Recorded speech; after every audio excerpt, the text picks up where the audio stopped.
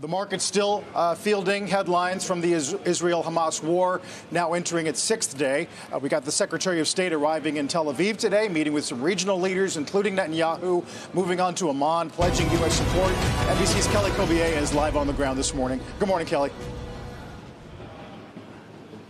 Hey, good morning, Carl. Yeah, the government here in Israel has not yet announced any sort of ground offensive. They haven't officially said they're going in on the ground, but that is clearly the direction we're headed, and it could come now. When you look at the number of troops and tanks amassed on the ground at the border with Gaza, more than 300,000 reservists, some coming in from abroad, getting ready, preparing for war, for what will be, if it does happen, a very long and difficult war. The conditions inside Gaza, absolutely horrific. You have a lot of infrastructure that is damaged as well, so it will not be easy for heavy equipment to get into Gaza. Today, Secretary of State Antony Blinken was in Tel Aviv. He did meet with the Prime Minister, Benjamin Netanyahu. He spoke to reporters afterward. He pledged the U.S.'s ironclad support for Israel. He described some of the horrific scenes that have been uncovered in the kibbutzim and the other communities in the south, saying there's no excuse for the atrocities committed by Hamas militants.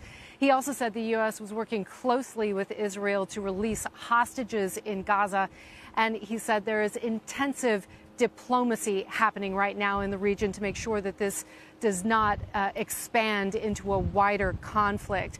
Those airstrikes are bombarding Gaza now almost around the clock. It is relentless.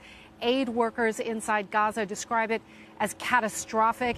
They say hospitals are absolutely overwhelmed and overrun. People are huddling near hospitals, hoping that that is a safe place. And the fuel for generators to operate them may run out, aid workers said, within a matter of hours, not days now, but hours. Israel still standing by its blockade, saying no fuel, no humanitarian assistance will get into Gaza as long as there are hostages still there. That, at least according to one official here in Israel.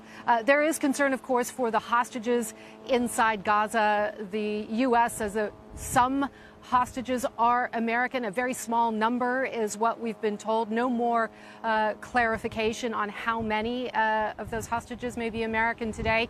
But for the first time, we did hear from an Israeli spokesperson saying that they have located some of those hostages inside Gaza. He didn't say how many. Of course, he didn't say where because of security and operational reasons.